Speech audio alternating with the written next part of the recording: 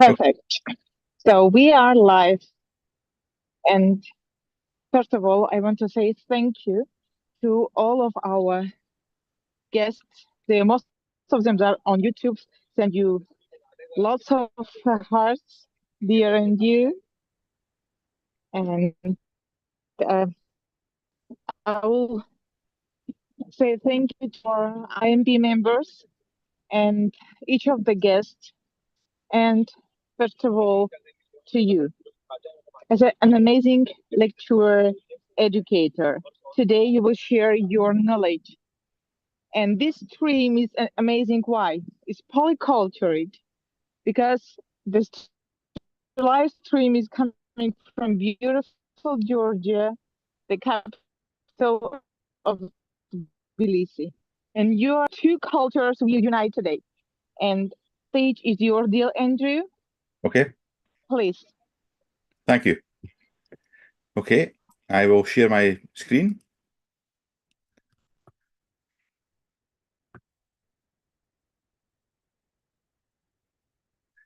Good afternoon, everyone, from a very sunny Scotland, which is quite unusual. I hope this finds you all well. Today, I'm going to give you some insights into how we as hostage crisis negotiators deal with the pressure when we're dealing with often life and death situations. And some of these tactics, I know from my experience, can be easily translated into different cultures and into the business, diplomatic, and mediation world very effectively. So, with your grace, I will continue. So, who am I? What's my background? Well, the young gentleman you see standing next to an elephant in the middle of the picture is me when I was a young 21-year-old many years ago. And I had a career in policing, and it rose to the rank of Chief Inspector, where I was a commander. I was very fortunate to train as a hostage crisis negotiator, and in that field, I certainly found my groove, as you would say. I dealt with a lot of suicide intervention in Scotland, but was also deployed into a lot of high-level government exercises post 9/11. And as I developed as a negotiator, I increasingly got involved in different types of negotiation. And as you can see here, we had the attack in Algeria on the In Amenas gas plant. I was heavily involved in that. I've been involved in negotiating with pirates in the Niger Delta to release someone who was kidnapped by them. I've been involved in negotiations with ISIS and with Taliban in Afghanistan. The priest that you see with Pope Francis, who has recently passed away, is Father Prem, and he was kidnapped in Afghanistan by the Taliban, and we negotiated for 264 days, non-stop, until we got him effectively released from captivity without payment of ransom. My work now is mainly in the humanitarian space, so I work as a chief security advisor across 58 missions globally. Every single mission is in a difficult country and different challenges. So a lot of the skills that I impart to staff are round about negotiating access to difficult areas where we need to help people, and that is often with armed groups. But I wanted to give you some skills in terms that have held me true in terms of my skills as a hostage crisis negotiator. So one of the very first lessons I learned was, whose agenda are we talking to? If we think of our own agenda, as you can see in the cartoon, There is a great chance that because we are thinking about things that we need to say, things that we want to get across, we often don't remember or don't listen to the other side. Okay? So the 6 Ps, as I call them, have served me very well throughout my 20 plus years as a negotiator. And the first one's preparation. In this world today, there is so much information out there. There is so much we can do to prepare in terms of background information so that we know the other party that we're going to negotiate with. We can probably figure out their personality type and how they communicate. So that gives us a big advantage. But most of us think, oh, it's okay, I'll just go into the meeting without doing preparation. And that, for me, is a wasted opportunity. Planning. It's very important to plan because with your preparation and your research, that will give you some idea as to how much you can talk or negotiate within your first meeting. Your first meeting, dependent on the culture, might just be an introduction and nothing more. So your preparation and planning are very important in how you approach that. The psychological aspects are very important, and I'll cover some of that later on, because as we know, in many organizations across the world, some of the chief executives might have narcissistic tendencies. They are very successful in these roles, but there are challenges in terms of how you negotiate with someone that has that type of personality. Practice. When I was a young man interviewing for my first job, my father made me sit down in front of a mirror and he asked me interview questions. I didn't like it. I felt very uncomfortable. But the benefit of doing that was I was able to see my own body language in terms of how I come across, how I deliver the message that I want to give. So the practice is really important because it allows us to not only hone our craft, but it also allows us to mind map to a certain extent and anticipate what questions we might get. So the role play and practice is very important. Patience. Patience is massively important because not everyone can move at our pace. So it's important to recognize that people process information at different speeds. There might be different cultural contexts that we need to consider. So patience and respect are really important. And often in a negotiation, you might think, oh, I'm not making progress, I'm getting frustrated, your emotions kick in. And there might be a point where you think, I need to give up and walk away. So persistence for me is the last one.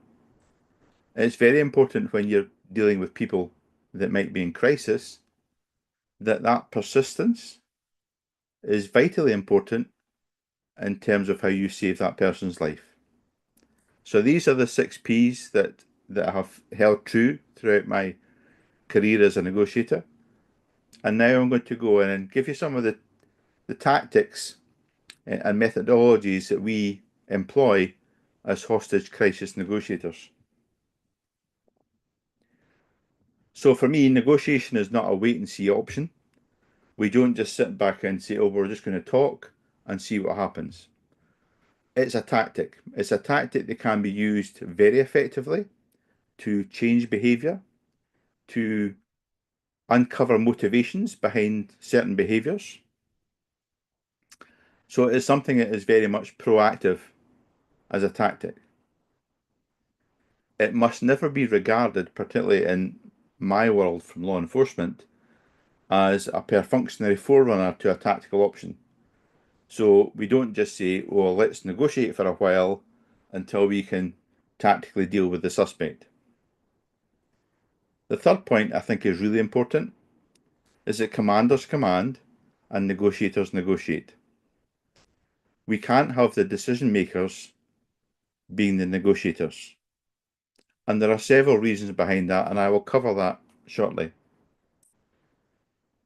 Preparation, so prepare, we must ensure that we have proper and adequate briefings of the situation.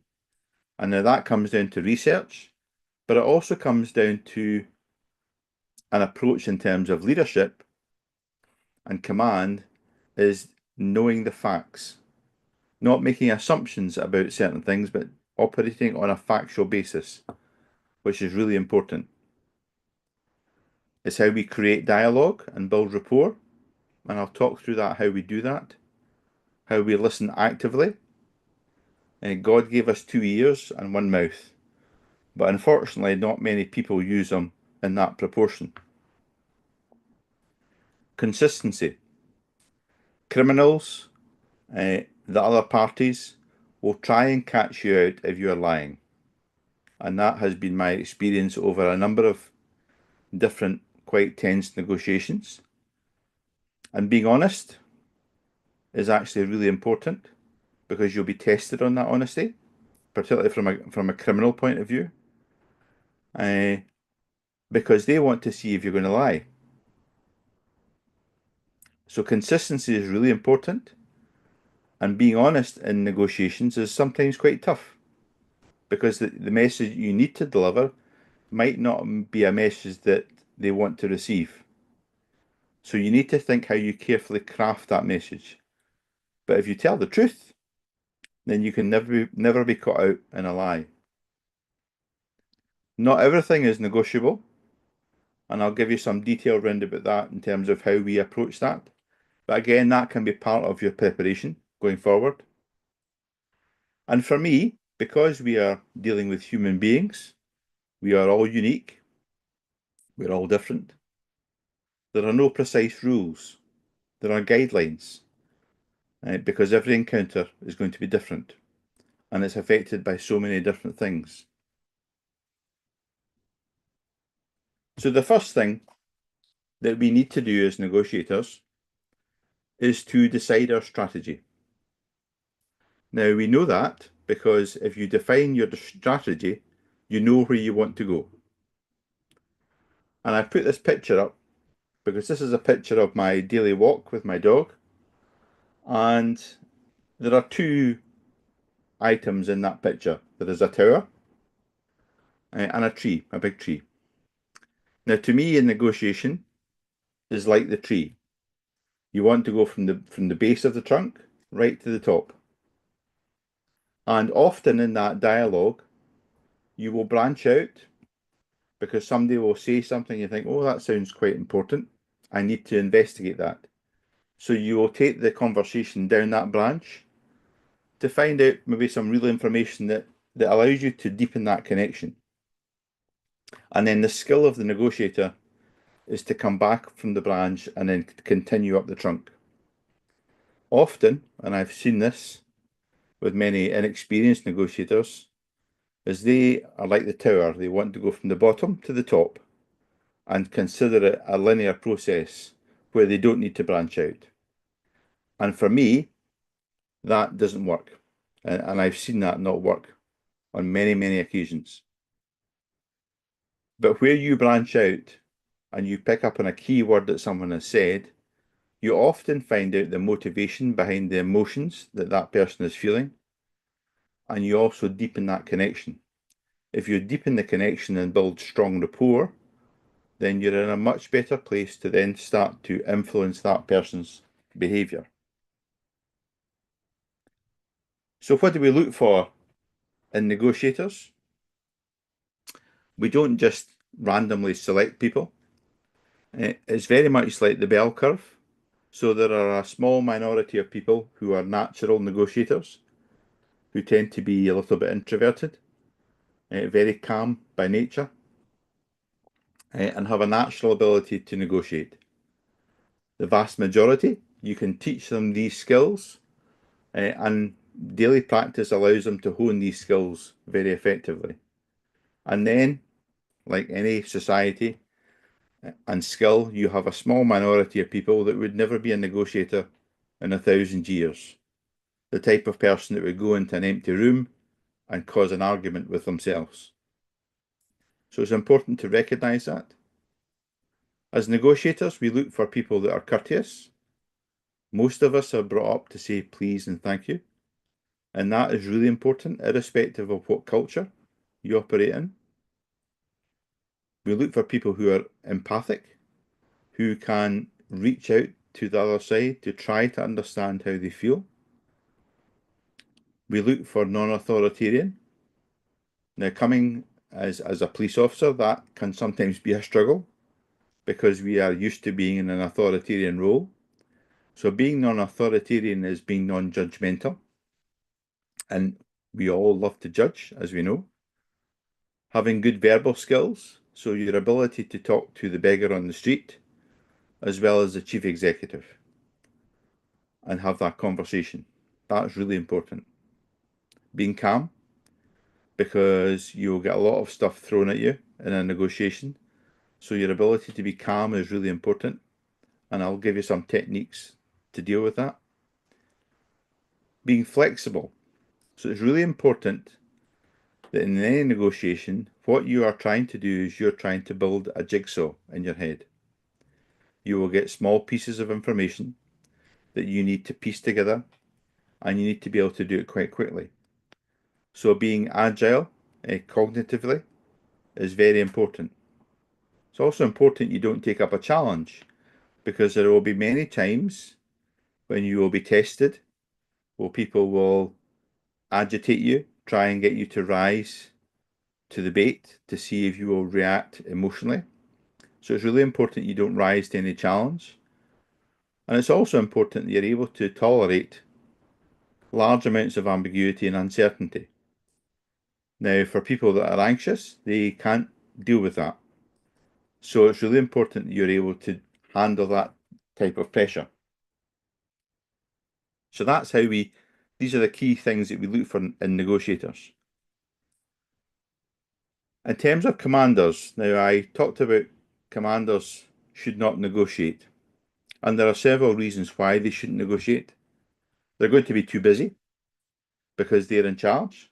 So they're going to have lots of demands on them. So they don't actually have the time to negotiate. They can't defer because they're the boss. So they immediately put themselves in a position where they don't have any time to think. And part of the tactics within a negotiation, where negotiators negotiate and commanders command, is about being able to buy time. So buying time is actually really important. A commander will know too much because they will know all the intelligence that comes in. They can give too much away. They have a very different skill set in terms of leadership and communication.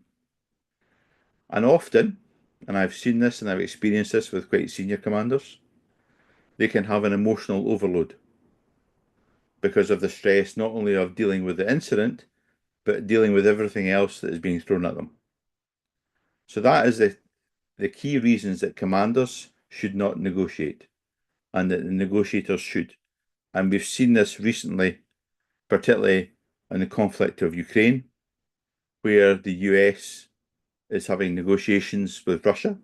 It's not President Trump who's doing the negotiations, it's one of his staff who's negotiating. So it's really important to recognise that, and this is a really good tactic because this allows you to buy time, allows you to think through the options, and allows you to craft a solution that might be accepted by both sides.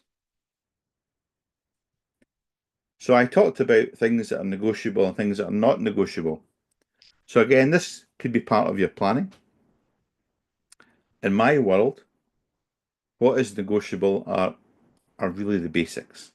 So water or soda, food, maybe cigarettes, money is negotiable.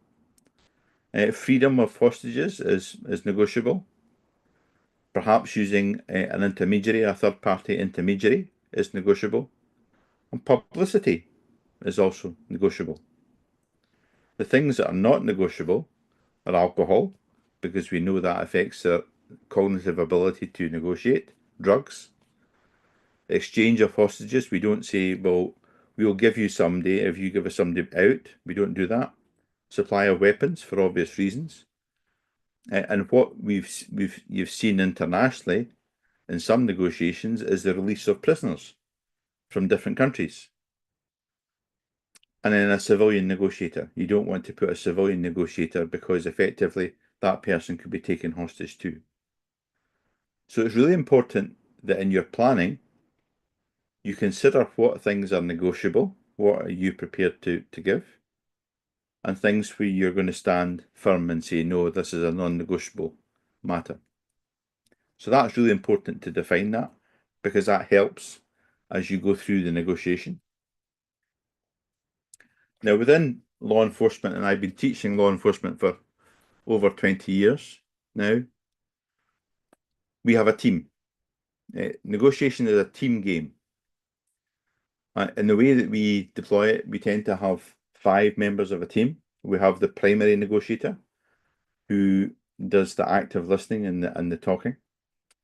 We have a secondary negotiator who acts as a coach and is able to stand in if the primary negotiator falls ill or needs to go to the restroom.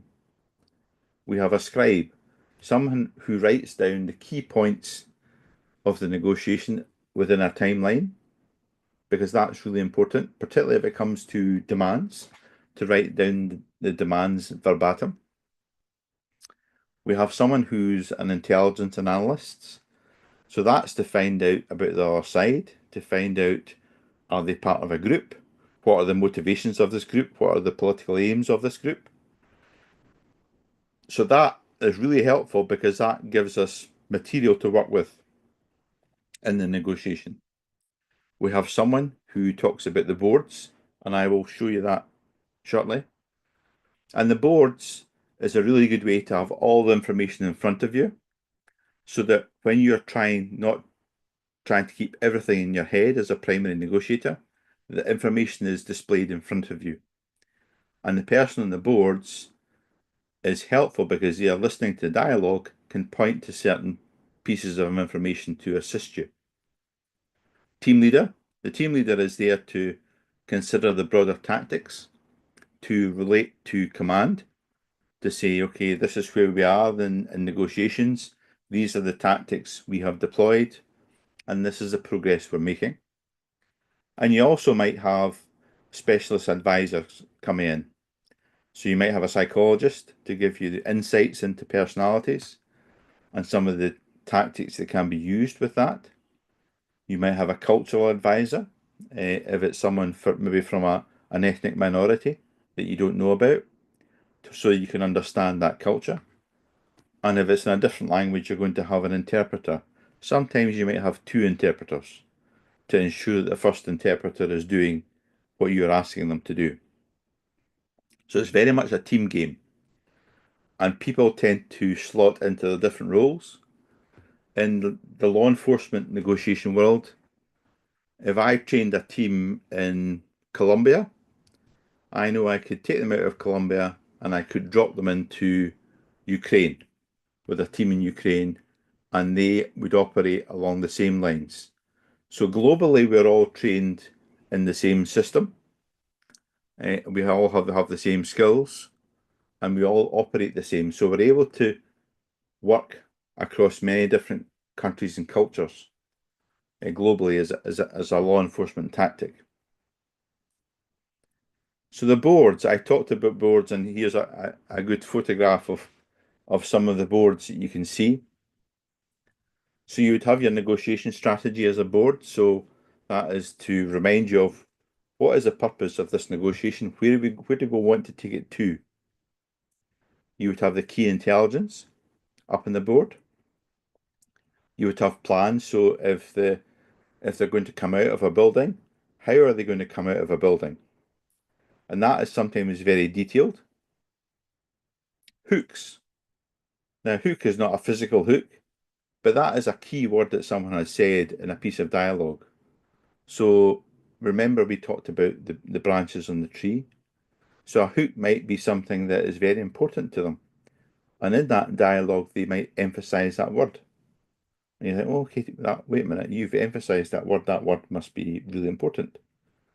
So what is it about that word? Tell me about that. So that usually underlies something that is really important to that person. So that's a hook. And you only pick that up if you're actively listening. Triggers. Triggers can be something that can cause an adverse reaction in a dialogue. And, particularly in a domestic situation, you don't talk about the estranged wife because that might be a trigger for the perpetrator. So it's really important to recognize that, because what you are trying to do is you're trying to keep the person calm so that you can have a rational conversation with them. And it's really important that you note down what positive actions that you would do. So the fact that you're in dialogue with that person is a positive action. The fact that you've not come in tactically is a positive action. The fact that you might have delivered water or food is a positive action. So when that person says to you, well, what have you done for me? You can go back and say, well, we're talking, and we're keeping you safe. We've given you food, we've given you water. So these are all positive actions. And by doing that, that puts you in a better position to ask for something in return. That might be the release of a hostage, or it might be something else that's positive on their side. It's basic reciprocity. So one of the challenges that I often get asked when I'm going to a high pressure job is my self-control. So you know that when you're going to a job, often in a patrol car being driven along the roads at very high speeds, you know that you're going to a job. So for me, I acknowledge that I must clear my head of everything that I've been dealing with, all the work that I have piling up, all the emails I need to answer. I need to clear that from my head. And I need to be able to turn up to the scene with a fresh mind to say, okay, this is the basic information that we know about the situation. Let's try and find out more, and let's then have a strategy for engagement with the person that's in crisis. It's really important to breathe, not only to stay alive, but breathing techniques allow you to calm yourself, allow you to center yourself. So it took me to the age of 51 before I learned how to meditate. Meditation is a fantastic tool to keep you calm and to keep you focused, particularly when you're dealing with lots of high pressure. So breathing and meditation are techniques that I use to create that balance within myself. I use the tools that I have tested over years that I know work, and I'm very comfortable in using them, and I've used them lots. I look at new tools to say, okay, could that work? And I test them. If I don't believe in it, then I'm not going to use it as a tool. So it's really important that you use the tools that you're comfortable with, the ones that you don't know about that you test in your own time in your practice, so that you are using tools that have been developed by experts and that are proven. Not just some technique that somebody's told you on the street corner, but use proven techniques. And I can tell you, in the most serious of incidents, whether it's terrorist negotiations or life and death negotiations, these tools work. So calmness. One of the things that I am blessed with is the ability to be calm. The more pressure I get, the calmer I become. So being self-aware of that is really important. The breathing techniques that I talked about, being present as in what you do in meditation, and remembering that sometimes when you are thrown challenges or you're pushed and you're prodded by the other side to react, it's not personal. This is about business. It's that famous quote from The Godfather, it's not personal, it's business. So it's really important to remember that, because sometimes it will feel very personal, but it's not. And the last one is to be able to believe in yourself. There are things that I've had to deal with. I've thought to myself, oh my goodness, I don't know if I can deal with this. But I have kept with the techniques and the tactics that I know well. I have used them and I've come through the other side with a successful negotiation. So it's about believing in yourself. How to regulate your emotions, and there's a small picture there that, and I'll share the slides later on. Really important that you look at these because we need to remember that we are emotional beings. We know that 95+% of our decisions are emotional decisions. So we are going to be emotional. Okay? It's recognizing that and knowing when you're in that state of mind, thinking, okay, how do I stand back and allow myself to calm? Or how do I remove myself from this if I'm feeling a little bit anxious and allow myself to ground before I go back in? So being able to regulate your emotions is really, really important. We all know, and we've seen this 1,000 times, that in traditional questioning, it's almost like speed dating. We sit down, we ask thousands of questions, so it's rapid fact finding, sometimes quick problem solving. We love to solve people's problems. We can be quite intrusive. We focus on our own agenda, so that means we don't listen. We just want the facts. It's all about control and sometimes a bit of disinformation. The impact of that is it diminishes rapport. It creates pressure within the dialogue on both sides. It can provoke the other person to be quite defensive and potentially put their walls up and have their barriers up. And it can create confusion. But this is something that we do all the time. So being disciplined to recognize when you're doing that and to just stand back from it and use active listening is a really powerful tool to get the same information without asking lots and lots of questions. Egos. We all know that the biggest barrier to any effective communication is ego. 3 little words that cause so many problems. So it's really important to use active listening and be empathic. Try, as you will, to look from the other side. And sometimes that is very difficult. Talk about the facts. Talk about the stuff that you know to be true, not about what you think to be true, but you know to be true. Don't argue with the person. The best way is to use reality checks and have these based in reality. So use a reality check to bring them back down to ground to make it realistic. Again, it's not a personal attack on you, it's business. So don't take these things personally, and you will be tested in these situations. And sometimes, if it is somebody that is maybe of a narcissistic nature, that's really tough going. It can drain your energy, and you can actually feel that happening.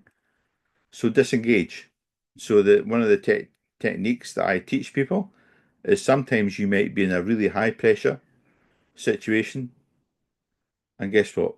We are all human beings, so we need to go to the restroom at some point. You go to the restroom, you breathe, you allow yourself to regroup, and then you go back in. Because if you continue to be there through peer pressure and through you think, oh, I can't be seen to leaving, then actually your ability to negotiate diminishes. This is the model that we use, and there are different variations on this model, but this is the model that we use within law enforcement. I must admit, I've used it for over 25 years. It's very, very effective. So it's underpinned by social science and practitioner experience. It was created by the FBI way back in the 70s, and it works. It works very well. It's underpinned by active listening, and I'll go through the active listening skills shortly. And then if we actively listening and we use empathy, there is social science research and practitioner experience that tells us that you naturally build rapport. And when you have rapport and the conversation flows very easily, it's very relaxed, and there's a good pace to it, you know that you can then start to suggest or to start to influence someone's behaviour. The most dangerous time is when you think you're about to see that behavioural change. And you sometimes see this with salespeople. They'll give you all the pattern, all the techniques right up to that end point, and they think that you might have decided to buy the product that they want, and then they relax before you've actually made the purchase. And if you see that, they've lost you and they haven't got the sale. So it's really important. It's like Usain Bolt running the 100 meters. He doesn't just run to the 100-meter line, he runs beyond it. So it's really important when you're about to see that behavioural change, that's the most dangerous time. You must continue until you see that behavioural change being implemented.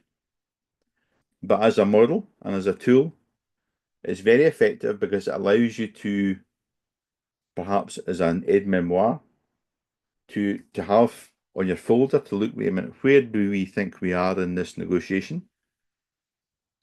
And how can I move forward? So it's a very good tool to be able to use in sometimes difficult negotiations. We all know, and this is a really simple diagram, that when somebody is high emotionally, might be shouting and swearing at you or screaming at you, you know that there is no way on this earth that you are going to have a rational conversation with them. So how do we de-escalate that person? So that's about using your voice, slowing the pace of your voice down, reducing the volume, making it softer, and they will come down to match you. And that tends to happen quite quickly. And I've seen that happen very often. The bigger challenge is if you've got someone who is low emotionally, who might be depressed, clinically depressed, or even suicidal. It's about how you give that person hope. And sometimes that's quite difficult to do. But again, it's not what you say, it's how you say it. And it's about being with that person to raise their hopes. And once you've done that, you can start to have a rational conversation. But it's important to recognize the emotions. Most of us love to jump in and solve the problem. And as we all know from coaching background, from mentoring background, from mediation background, that if we see the red dot as a problem in the centre, we don't just dive in to say, well, I think you should do this. The approach that we take as negotiators is we stand back. We look at the psychology of the individual or the group. We look at the cultural context. And we also look at the situational context. Because there are so many things that can influence the problem and how the person tries to solve it. So it's important to be empathic, to have that holistic approach, and to try not to problem solve. It's always very easy to say to someone, oh, I think you should do this. You should definitely do this because this will work. And the challenge behind doing that is that you actually give the solution. If you give the solution, you own it. So there is less likelihood that they are actually going to solve it themselves. So what you should do is to suggest options and gently guide them towards a resolution where they actually see the solution and suggest it. If they suggest it, then they own it and they are more likely to carry it out. So that's a really important technique in terms of problem solving. We know we're not good at listening when we do most of the talking. We're already thinking about response when the other side is talking. We don't understand how they feel that way. They've got to repeat themselves. And they've literally asked, "Are you listening?" Now, I know when I speak to my elderly father, if I am quiet at the other end of the phone, he will stop and he will say to me, "Are you there? Are you still listening?" And that's because he's getting older and he's challenged with his hearing.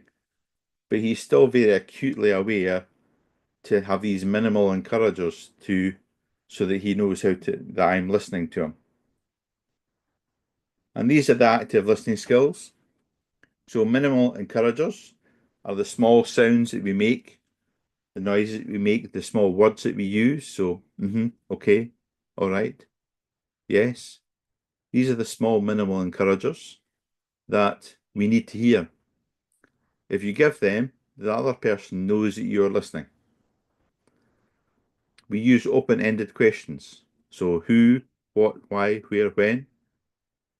The benefit of using open-ended questions is that you are likely to elicit more information in response. If you use a closed question, you're likely to get yes or no as an answer. So by asking open-ended questions, you get more of a response and get more information. When someone is frustrated or angry, you can reflect and mirror. So you can maybe say, "Oh, you're frustrated." And by using that inflection at the end of the word, you've automatically asked a question without it being framed as that. Emotional labeling. Now, ladies are very good at this. They do it intuitively. They pick up on emotions far quicker than men. So it's really important to label an emotion in dialogue. I know that when I first started doing this, I used to get it wrong some of the time. And when I said to someone, "Oh, you sound really sad," sometimes they came back and they said, "No, I'm not sad. I'm just really, really frustrated." And I would say, "Oh, what's caused you to be frustrated?" So you want to try and understand what is behind the emotion, because that's what drives it. So emotional labeling is really effective because it's what you perceive and then what you articulate in the dialogue. Paraphrasing is you're repeating back to them, but you're using the information they've told you, but using your own words. So that's really important so that they know that you've listened to them and you've processed that to understand it. iMessages, and I'll talk about iMessages after this slide. iMessages is a really good way of dealing with confrontational behaviour. Effective pause. So one of the challenges when I'm teaching negotiation teams is we all love to talk, right? Sometimes we can't keep quiet. And sometimes, if you are quiet, you will actually allow the other person to talk and to give you more information. An effective pause is a really good way to deal with aggression, just to be silent. And then what you want to do every so often during the dialogue is to use a summary to summarize where you think that we are in this dialogue, because that allows you to confirm to them what you've listened to, what you've heard, and it allows them to validate where you are in that dialogue so that you're both on the same page. That's really important to do that every so often so that you are continuing to move forward. iMessages. I feel when you because. So it must contain all three parts: the problem, the feeling, and the effect. It's a non-confrontational way to challenge behaviour, and you're not accusing someone. So I'll give you a good example of this as I dealt with a domestic abuse situation that was quite remote. We couldn't get to it quickly. So we responded on the phone, and this gentleman had been, well, he's not a gentleman, he'd been hitting his wife. And I shouted in the phone, "I feel really upset when you hit your wife because it's not right." And he immediately grabbed the phone and started shouting and swearing down the phone at me. And I thought, that's good, because he was on the phone speaking to me and he wasn't hitting his wife. So it was a really good diversionary tactic. And because I was able to engage in dialogue with him when he was high emotionally, I was able to de-escalate him and have a rational conversation. So an iMessage is a really powerful tool if used properly.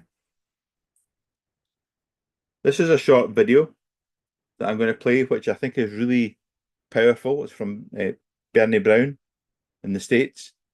And it's a really powerful way to show you the difference between sympathy and empathy.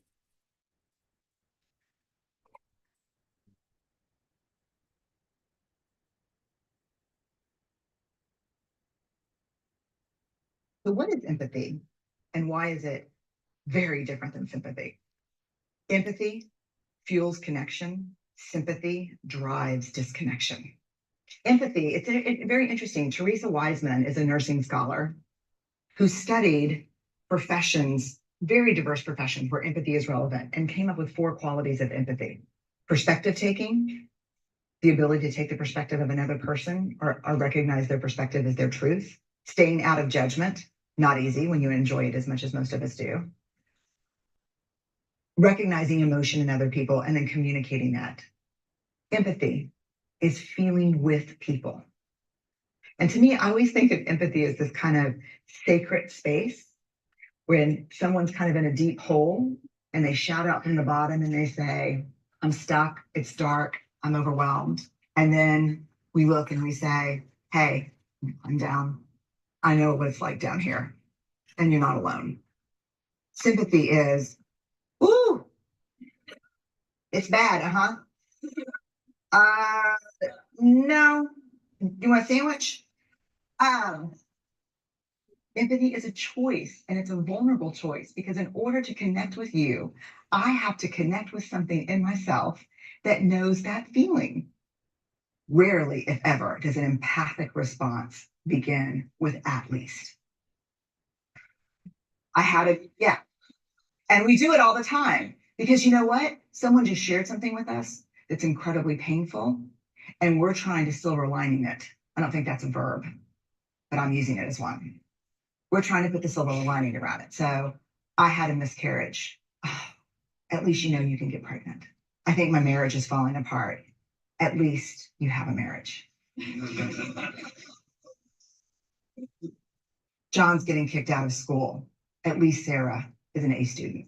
But one of the things we do sometimes in the face of very difficult conversations is we try to make things better. If I share something with you that's very difficult, I'd rather you say, I don't even know what to say right now. I'm just so glad you told me. Because the truth is, rarely can a response make something better. What makes something better is connection.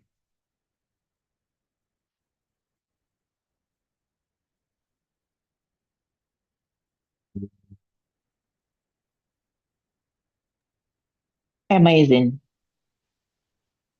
It's just no comment. Thank you. So, sorry, I sorry. will interrupt you 1 second. In this kind of animation can speak louder than 10,000 words that we want to sometimes share. Thank Absolutely. you, Andrew. Absolutely. So once you move past rapport, it's really important that we understand how to persuade and influence people. And I naturally go back to Aristotle, who taught Alexander the Great. And he came up with his 3 pillars of persuasion. First, with ethos. What's our credibility? So it's our ability to know our stuff, to show our track record, and to establish a common ground with the other side. Pathos. What is the emotion? So tell the story. We need to be good storytellers. Make these connections and appeal to the higher level needs of the other side. So how would this make them look good? Remember, you're dealing with egos. And then logos. Logos is a logical structure of your pitch. use strong supporting evidence to make that logical ask. Now, I know over the years I've used this. This is a very simple but a very effective way to persuade people. But as you would expect, there's been lots of scientific research. Robert Cialdini and others have done a lot of research round about dynamics of compliance. And I put the advert up because that was a very, very powerful advert for L'Oreal. Particularly if you're a husband and your wife says to you, oh, I would like some L'Oreal products. And naturally husbands go, oh, that's very expensive. And then the wife would say, but am I not worth it? So it's a very powerful advert, very skillfully crafted. But we know through research of over 60 years, there are 6 shortcuts to influence someone. Reciprocity, as we talked about earlier on. So if I give you something that's unexpected, there is a social will to give me something back in return. Scarcity. We know that when the Concorde jet was flying back and forward between the UK and the United States, that when they announced that the Concorde would be being phased out, then suddenly it became a scarce resource and everybody wanted to fly in it before it was put out of commission. So it became a scarce resource. Authority. We are more likely to concede to someone who's in a position of authority, particularly if they wear uniform. So I know that, having been in the police for 30 years, that gives you an amount of authority if you're a pilot, if you're a doctor, etc. So that authority comes with sometimes position. Consistency. 9 out of 10 customers that come to my shop leave satisfied. So that is consistency. And that might be social proof, and it could be proof in terms of this car has got a 9 out of 10 safety rating. So again, that's a consistency factor. Liking. If you deal with someone that is polite, is courteous, takes the time to get to know you, you start to like them. You are more likely to do business with someone that you like than not. And consensus is about how you come together as 2 different parties to make that agreement. So that's really important. And these are the dynamics of compliance. Now I'm going to show you a short video, which was an experiment that was conducted by Heineken. And you're going to see all these dynamics within this short experiment, which was carried out in a furniture store.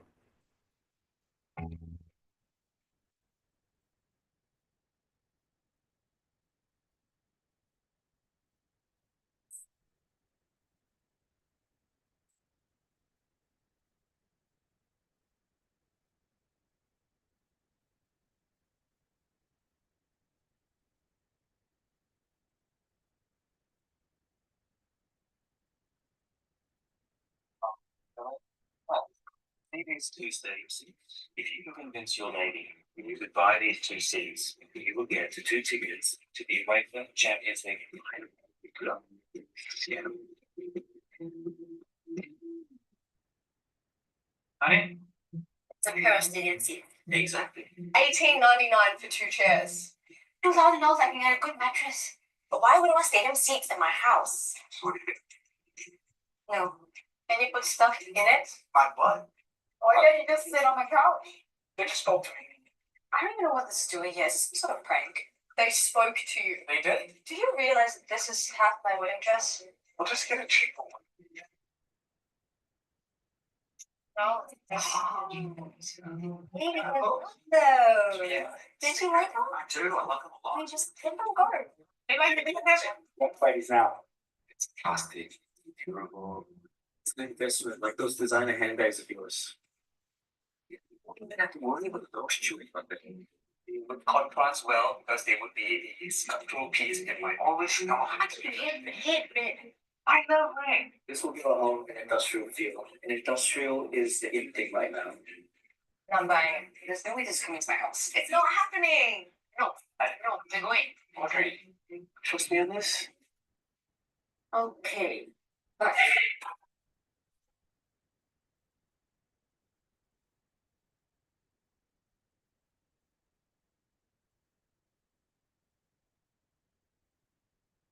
Decisive victory there for Dylan. Yes, Andy, it wasn't easy convincing Esther to buy those seats. Just look at his body language. It's calm, he's collected. It looks like, in my opinion, he's well on his way to the UEFA Champions League final at Wembley. All he needs to do now is look under those seats.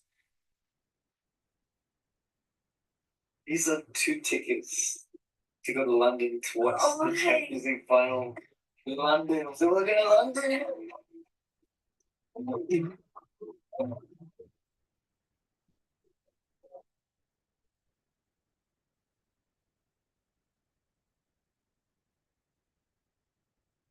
So that's a really good example of the dynamics of compliance in action. We see this every single day, particularly when we go shopping. And sometimes it's important just to take a moment just to watch it. Because it's actually, if you watch a really good salesperson, you'll see all these tactics coming out. So sometimes in dialogue, we hit barriers, and we do this all the time. We hit a subject that the other side doesn't want to talk about in any sort of detail, and they divert away from it. Now, one of the techniques that we use is a bunch of fives, and it's not a punch in the face, but it is a technique that allows us to craft 5 different ways to say the same thing. Because sometimes when the other side is saying no to you, say, I'm not going to talk about that subject, they are hearing you approach it from one direction. And what you tend to see is people that are inexperienced continue to ask the same question over and over again. And all that does is make things worse, increases the frustration on the other side. So what we do is we, as part of the teamwork, is we craft 5 different ways to say the same thing. And that allows us to present it in different ways. And often and not, what then happens is if you present it in a certain way, then the person doesn't recognize it as the first way you've presented it, and they then start to open up and talk about the issue that is really at the motivation behind their behavior. So bunch of fives is a really good tactic, not only to use during a negotiation where it's part of the teamwork that you would use, and it also keeps this inside your skull cognitively agile as you negotiate some of these difficult barriers. Often in a long negotiation, it's very easy to sometimes lose track of where you're trying to go. So it's really important to have your strategy up there. So where are you hoping to get to at the end? But what is really important is a focus board. So the Pomodoro technique allows you to focus for a short period of time in dialogue, and allows you to focus on one particular aspect of the dialogue and of the negotiation in terms of trying to get that information. And it allows you to focus really skillfully on that. But also, if you continue to change it, you'll be surprised at how quickly you can move through the pieces of information that you need from the other side to make progress in the negotiation. And what I do with the teams that I work with is we will have a short, small piece of paper to write for the next 20 minutes. We're going to focus on this subject. And we have a bunch of fives that would be about that subject, and we'd have intelligence about that subject, so that we are properly equipped to go into that piece of dialogue to get the information we need. Remember, you won't all get the information from outside of the dialogue. Part of your skill as a negotiator is to get the information from the other side. So this is a really good technique to be able to draw that information out.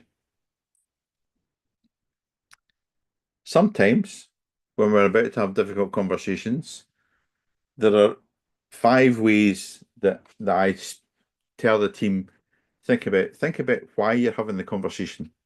Why is it going to be difficult? Is it difficult for you, or is it difficult for the other side? And what are the consequences of this piece of conversation? What's the purpose of it? What's the goal? What are you trying to achieve? Why are you having the conversation? Don't make assumptions. What do you know to be true? Right? And that's really important. The number of times I've had people come to me saying, oh, well, we think this is going on. I say, no, tell me what you know to be true. Oh, I don't know anything. Okay, fine. If we don't know anything, we know where we're starting. We're starting from nothing.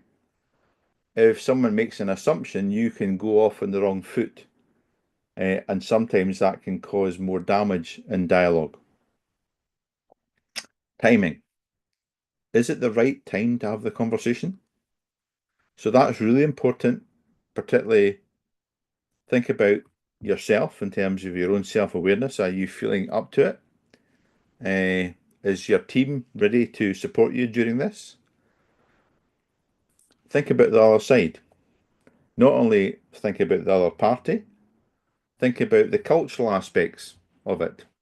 You wouldn't want to have a really high pressure negotiation during Ramadan, for example, and some of the challenges around about that, because you know that how that would impact that individual.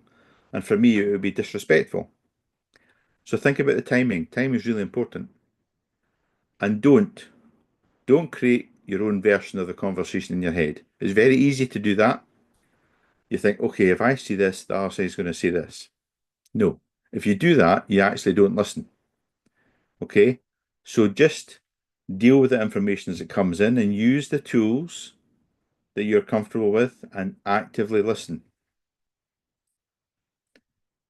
We know that culture has a massive impact on communication, and I've seen across the different negotiations that I've done globally. In a high context culture, like so when I dealt with some of the stuff in Afghanistan, it's very indirect, it's implicit, everything's implied, it's very subtle, and it's very nuanced as well. I know that when I helped to evacuate people out of Afghanistan in August 2021, I couldn't say to them that I was working to try and get them out. Because as soon as I said that, I had implied that that's what I was trying to do. And in their mind, they said, oh, Mr. Brown is going to get us out. That's not what I said, but it's because it was indirect. In their culture, they believe that to be true. So it's actually a really delicate balance if you're dealing with the opposite culture in which you live. In a low context culture you see across most of Western Europe and the US, it's very concise, straight to the point.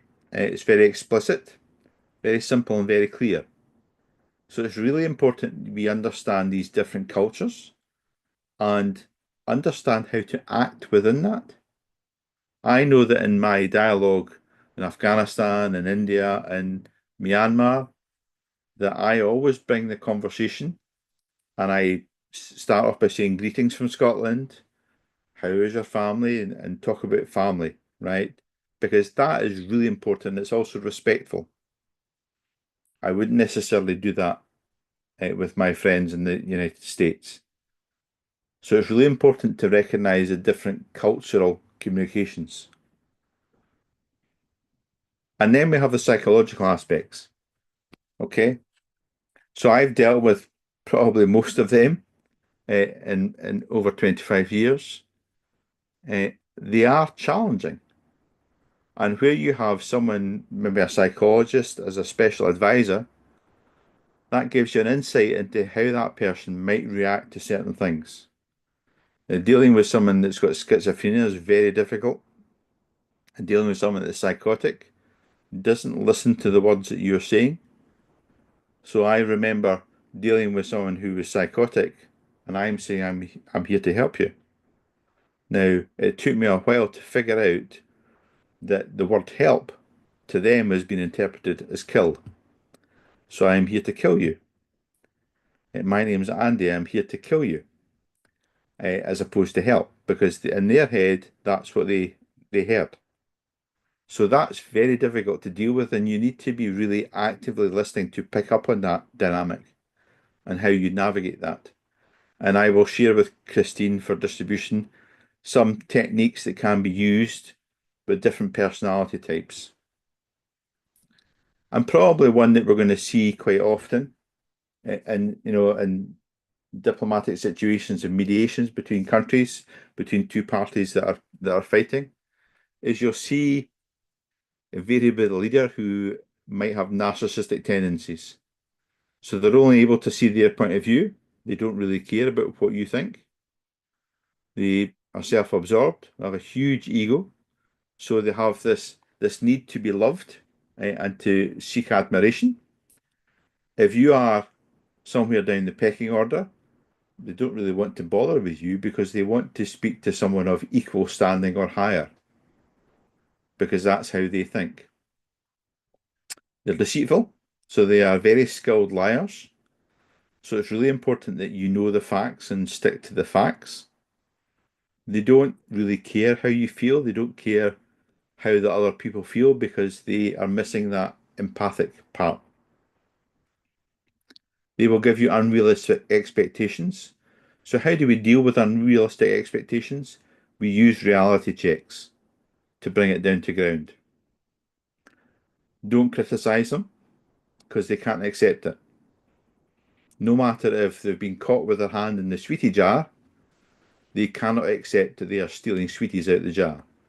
They just can't. And they're very good at manipulating others. So what you will see is that they will manipulate others around them. So suddenly you're not only dealing with one person, but you're dealing with a bigger team who all see that person's view. Okay, so these are really challenging individuals to deal with. They will suck your energy. So it's really important that you're well prepared, but you're also self-aware in terms of how you deal with this type of individual. And you're going to get demands. So, from the moment we're born, we demand, until the day we go into our grave, we demand throughout our life. So how do we deal with them? So our job is to lower expectations. It's about controlling your own emotions. An ability to talk through demands. So I've lost count of how many demands I've been given where I've been given a deadline and everybody's panicking. I'm saying, okay, we're going to talk through the deadline. Don't invite more demands. So don't say, well, what do you need or what can I give you? Because then you're putting more pressure on yourself. Don't self-impose a deadline. So don't go to, I'll come back to you in 5 minutes. Because that person might be sitting with a clock and say, okay, well, you haven't come back to me in 5 minutes. And all that does is damage any trust that you do have. Use the reality checks as I talked about and buy yourself time. Demands are negotiation time bombs, effectively, because they can derail your dialogue. So don't give anything away without getting something in return. Don't ask for demands. Don't give more than is asked for. Don't offer anything unless it's something you've previously agreed that's negotiable, for example, water or food. Don't dismiss any demand as being trivial. It's important to them, therefore it is important to you. And it's really important to record them verbatim. Sow seeds of doubt. So I know when the Taliban demanded $10 million for the priests in Afghanistan, we went back and we said, no, we can't do that. And we very firmly said no. That demand dropped by 50% in 24 hours. So it went from 10 million to 5 million. And then what we did is we used the procedures, the realistic procedures of taking American US dollars into Afghanistan. The process, in terms of government process for projects, for an NGO. And you use all these to sow seeds of doubt. And what you do is by using the time, is you reduce expectations. And before you agree to provide anything, remember, it's got to be agreed by the commander. Okay? And that is another technique to slow time down, to buy yourself that time. Deadlines. If you are given a deadline, you need to be aware of it and constantly be aware of it. So within the team, you would have somebody watching that time to say, okay, right, we've got a minute before the deadline. And what you want to do is you want to be talking through that deadline. Don't set yourself deadlines. As I've said, don't say, I'll come back to you in 5 minutes. Or just say, I'll come back to you as quickly as I can without actually specifying a time. Take every demand seriously. Put that back up to your leadership, to the decision makers, because again, that buys you time and separates you from that pressure. Be aware that as a deadline approaches, you're going to see heightened tension. So think about, how do I de-escalate that tension? And I'll give you a good example of that. When I first trained as a negotiator, I got thrown into a very high level government exercise with special forces and with MI6. And it was Chechen rebels with a dirty bomb, and it was a post 9/11 scenario. And at one point in the dialogue, and we were dealing with skilled negotiators on the other side, a lady came on the phone and was screaming down the phone. And then I heard a gun being cocked, and it's a very distinctive sound. And I got told by this Chechen rebel, if you don't come back with the answer of yes to our demand, this person will die. And then they slammed the phone down. And we passed that information back up to the commanders, and it came back saying, well, the answer's going to be no, but you need to deal with it. So that's a lot of pressure. So I thought, how on earth do I go back in dialogue to try and de-escalate and avoid this lady being killed? And I was told by command, well, this is one person compared to thousands if they detonate that dirty bomb. So I had a bit of a brainwave, and I thought, okay, they're in Scotland, they're speaking English, which is not their native tongue.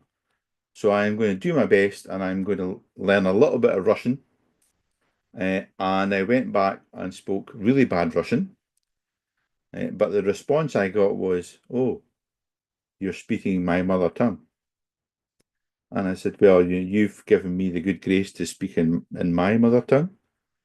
And I thought it respectful that I try at least, even although badly, to speak a little bit in your mother tongue. And because I did that, I stopped the lady being shot. So it's about your ability to think outside the box and to be able to respond differently and quickly. So don't accept, invite, or offer deadlines, and do not remind them of the deadline. Tactics, never underestimate them. Your intelligence is key, so the amount of intelligence you get is really important to try and understand the motivations behind the demand. Sometimes the demand might just be aroused just to see what you will do. Really important that you record that demand verbatim so that you understand it. If you record it verbatim, you can then demonstrate to them that you have listened effectively. Develop diversion and distraction, because you want to take them away from that. There is a tendency that we want to keep talking about the demand. If you keep talking about the demand, all you do is reinforce it. So we don't keep talking about it. Use reality checks to lower expectations. And use the positive actions. Remember, I talked about positive actions. So we are in dialogue. Everyone is safe. We are working towards a resolution for both sides. So be positive. And sometimes that is quite difficult. And as we come towards the end, it's really important that you measure progress. Because if I'm a commander and I come and say, okay, so where are we in negotiations? What progress have we made? So what we do is we write a report every so often, dependent on the flow of the negotiations, that gives the status of the current situation, that gives our assessment as negotiators, and we might use the behavioural change staircase to say this is where we think we are. We've done active listening, we've done empathy, so we're now at a rapport stage. We then put recommendations in terms of tactics to go forward, and that might be round about persuasion and influence, and some of the things that we'd use to do that in terms of the structure. And we regularly give these to command so that command know where the negotiations are in terms of progress. But if the negotiations are not making progress, then that allows the commander to say, okay, what are the other options that are available to me to bring this to a resolution? Now, within a law enforcement world or a military world, that might be a tactical option. And we've seen that across the conflict in Ukraine. So it's a really important thing to do, because particularly if you are not getting the progress that you think you're getting, if you go back a week, 2 weeks, and use these progress reports, you're actually able to evidence to command and to your team to say, wait a minute, we started with nothing and look how far we've managed to get. We're not there yet, but look how much information we've gleaned. We now really understand the situation, and we now think we know how to bring that to resolution. So it's a really important thing to be able to do, because it allows you to measure that progress in negotiation. And back to my 6 Ps. So the preparation, really important in terms of the research and that intelligence analysis that you would do on the other side. Planning, I would use the behavioural change staircase in terms as a framework to do my planning. Think about the psychological aspects, and you would see that through, you would get that through your intelligence, but you also might see it in terms of the behaviours of the person from the other side. Practice. I can't tell you how important it is to practice. So I had the benefit of training the military before they went to Afghanistan. And one of the challenges in Afghanistan was you would get green on blue attacks, which were the Afghan forces attacking the international forces. And a lot of the time it was over cultural differences. So you would have soldiers that are shot on the football field when they're trying to play football because they had insulted someone, they'd caused them to lose face. Right? So what we did is I trained them in negotiation and de-escalation techniques. They went to Afghanistan on a 6-month mission. Every single time there was a near miss or there was a meeting with a tribal elder or an arbab in the community, they would practice. They would practice before going to the meeting, and they would use the information from the meeting and practice thereafter.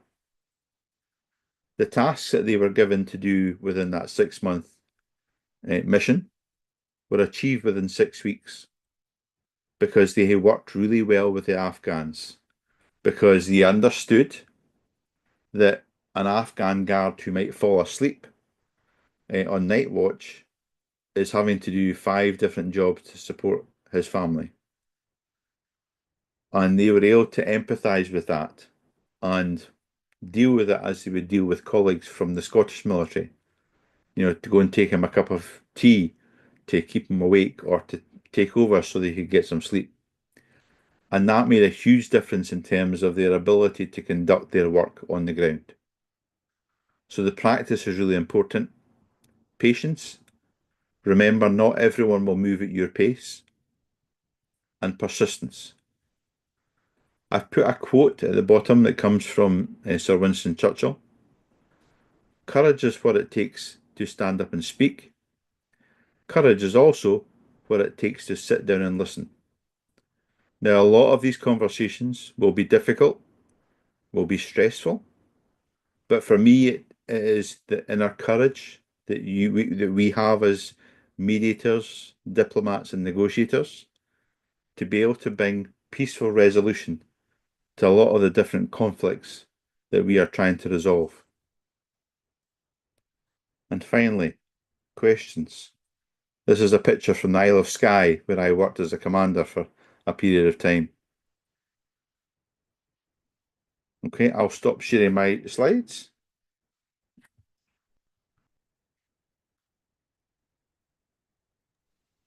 Any And questions? amazing. I will say that it was full with I think you answered all questions. However, we have two. Okay. And first is coming from my side. Now we are doing research and these education seminars. Just you make a huge thought on what we are investigating.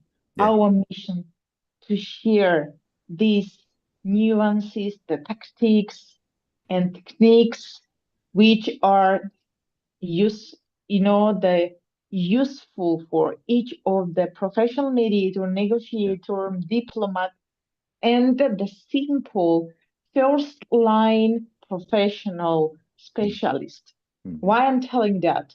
Because I face it in different European countries that the first line people, not educators, not the diplomats, not policemen, the simple security guards, they have a barriers. They don't know how to speak. They don't know how to hear. That's why we have a problems. Yeah. And the first is the language. Yes. And even though, the verbal is much more that because by nature we understand or we have intentions or intuitions, we can say the seven times. However, when you know, and this is kind of the respect. When you're coming in different country and you try to speak in their languages, you open the door. And you can avoid a lot of misunderstandings. Yes. The question it is, dear Andrew, you have a lot of experience, especially in the conflict zones. And now I'm in the country, they have lots of the conflicts, and with which of countries and the neighborhoods. Until now, we want to build something amazing. What is an amazing? What is a democracy? Demos kratos. It's the power of the unity of the people. Kratos is the word of the people. So what we have to use, maybe we have to build something new democracy model for the conflict countries. Why I'm telling that? Because I'm doing new investigation. And maybe our members in our association can bring on the table something for conflict countries, which they can use as a great model, depending on their culture. Not just because it's coming from Western countries, because they are more development, but these models will not work out in these countries. Like Syria, like Afghanistan, like of post-Soviet countries. Your opinion? Well, in different countries, I think it's really important, and I've learned this, when I've been to a lot of Africa. It's really important to recognize that we are guests in their land. We are not there to tell them what to do. And I've seen that far too often where people go into these countries and say, oh, you must do this, you must do this. We are guests. So it's really important that we listen, that we actively listen, and that we are prepared to share our experience and our learning to help them. So we're there as a resource for them, not to tell them what to do, but as a useful resource. And I think in my experience, what is really important is that respect in terms of recognizing that you're a guest in their country. It goes back to Aristotle. It's about your credibility. So who am I? Who is Andy Brown? What skills do I bring to the table? Why am I here? And what am I trying to achieve? and how can I help them? If they don't want my help, that's okay. Right. And that sometimes that's quite difficult because you know in your head that you think you can resolve this, but you are not living their culture. And that's really important to understand. Now, one of the reasons that I was able to understand Afghanistan so well is because Scotland is a tribal culture as well, historically. We had a clan culture, we had so many different castles. We've got over 400 castles because as clans within a country, we fought each other. So when you apply that to Afghanistan, you think, okay, well, it's a very similar model. One of the things that I do when I go to different countries is I always take a gift from Scotland. Usually that is whiskey, surprise, surprise, and shortbread. So I always take a gift so that I can give someone a gift because for me, that's reciprocity, right? For me, it's part of my culture that I was able to do that. Now, if I go to some of the Arab countries or the Muslim countries that don't take whiskey, I would take shortbread. So you need to be aware of that, but to do that without the expectation that you're going to get anything in return. And I think that is the way to do it, is the active listening is really important, but is the respect as well. Irrespective of what country you're in and what status you have, okay, is to put all that to one side and just say, this is who I am. The biggest compliment I get when I go to these countries, particularly in Africa, was I get told, oh, Mr. Brown, you have a deep well of wisdom. And I'm saying, well, I'm here to share it if you want it. So I think it's that respectful engagement that's really important. This is great answer. It's correct. And I will just add something. It's education. Yeah, Inner education. absolutely. Inner education. And the wise people, the wise men who can share your mentor. So you are so lucky one, like you, having you as of most of our members as a mentors who can share really practice knowledge, not theoretic, practice knowledge, which can be more useful in life. And I want to really say thank you. And most of our in YouTube, they say thank you to you. And they have questions, but I say to them that we will have more great webinars in the future, near future, and they will be a part of this story. And I think it will be nice to invite the students and the share animation and all the knowledge that our members have, especially the tactics. Because one student from Dubai, he told me, I like it, the animation, and I like it, the tactics. It is correct that it's working in FBA? I say, yes, it's working. I answered on behalf of you. And it's nice to meet with the young generation. Yeah. Because we are educated, we try to educate each other, but we forget that we have to first educate the young generation. And the younger generation are so different in terms of the way they communicate. They can communicate far better with a device than with a human being. So there's a lot of skill that we can actually impart to them to allow them to do that and allow them to be skilled mediators and negotiators. Amazing. And if no one have here presented the questions, I will just say, just ask to open the cameras and we will greet and say thank you, Mr. Andrew, for your knowledge, for your dignity, for your dedication to your profession. Because first of all, in order to be so skillful, you have to love what you're doing. Yeah, absolutely. This is number one. Yeah. This is number one. And this how we can move forward. Thanks a lot, Andrew. Thank you. Thank you. Thank you, each of the member and the presented guest in YouTube channel. We will move forward, and the next our speaker we will meet in the May next one tomorrow, and in June till December. Okay. So good. thank you, Andrew, and see Thank you, you, our guys. guest. Okay. Thank you. Thank you. Bye bye. Bye bye, guys.